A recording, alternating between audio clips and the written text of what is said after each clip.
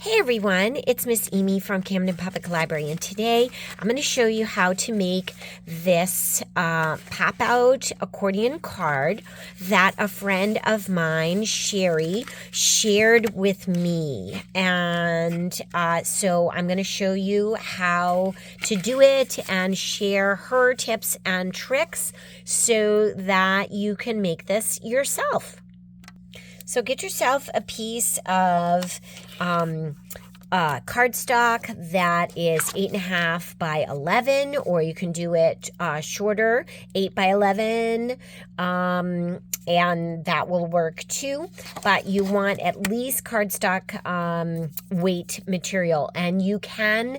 Sherry did this with a recycled file folder, an old file folder. So that's another option as well.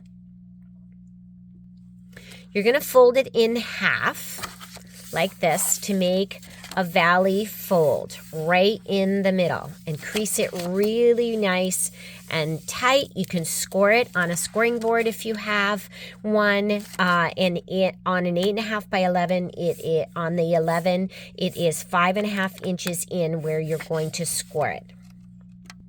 Next, you're going to move over and you're going to measure 1.25 inches over from that center fold. Make some dots, top and bottom, and then fold those dots together. And you're folding them in a mountain fold. So you're going to crease it in a mountain. So you have a mountain, a valley, and a mountain. Next, you're going to measure over 1.25 inches from the fold that you just made, okay? The mountain fold that you just made. You're going to measure over again, do the same thing, 1.25 inches, and then you're going to make those two dots and crease it, score it in a valley. And you're going to repeat that on both sides of your center fold. So then you end up with a valley, a mountain, a valley, a mountain, and a valley. If you're looking for measurements, you on a scoring board, you go in 5.5 inches from the edge, and that is your center fold. 4.25 inches from the edge is your first mountain fold, and you repeat on both sides. And then you go 3 inches in from the edge to get your valley fold. And you repeat this so that it is the same on both sides of that original center fold. Now, we're going to put that aside because we need to create our little stencils. So I created a pumpkin stencil. This one, you can do a 2.5 by 2.5, and it will touch the sides like this, okay? It'll touch the sides of your mountain. If you do a 1.5 by 1.5 inch square to make your template, it will end up somewhere in the middle like this. So it'll be a lower, pop out, and you'll be able to do more.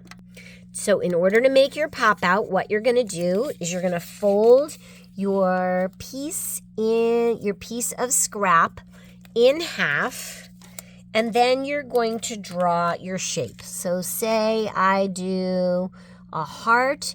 You want to make sure that the heart touches the edge and then comes in. Oops. And then I'm going to cut it. Okay. So here we go. And I'm making sure that there is an edge. Okay, so I have a flat edge. That's important because we're going to need that. All right, so there we go. So I'm gonna do this one. You could do a pumpkin. You could do an acorn shape, whatever you're thinking. Okay. Now, with my fold completed, that's what it's going to look like, okay? But what I want to do is I'm going to squish it out to the original first fold so that I can put my stencil on, okay? So I'm just going to show you using the big one, okay? And I'm going to trace that stencil like this, right to the edge. Okay, so there it is. And this is my fold right there, okay? And I'm not going to touch that because I need that to stay attached. And then I can do another one. Let's do a little one in the middle. So you'll be able to see the difference. And then I'm going to do another big one. Okay? Like that. I'm just going to trace that right there. Okay, so there we go. Now I need to cut it out. And I am going to cut only here to the edge, right to the fold. Don't go any farther than that. Then come down to the bottom and cut in to the fold. That's it. Do the same for all of them. Okay, so I did the two big ones, but I haven't done this one yet because I want to make sure that I do not cut off. So I'm going to take this and I'm going to make this a little bit. I'm just going to do it so that you guys can see. So right there, I made a little edge and I am not going to cut that part because I need that part to stay attached so that it will pop out. So I'm only going to go as far as that, and I'm going to stop. I'm going to do the same thing. So I made a little flat edge right there, and that's it. Okay, so now they all have a flat edge that folds them in. Okay, so you can see that. Now, what I'm going to do is I'm going to pop them inside my card. So I've opened it up the way that it's going to get folded. Okay, so just like this. And I'm going to open it up. And now I'm going to pop this out like that and crease it so that it is folded the opposite way. So now I'm going to have little mountains in there. I'm going to have an extra mountain right there. And I'm going to fold that.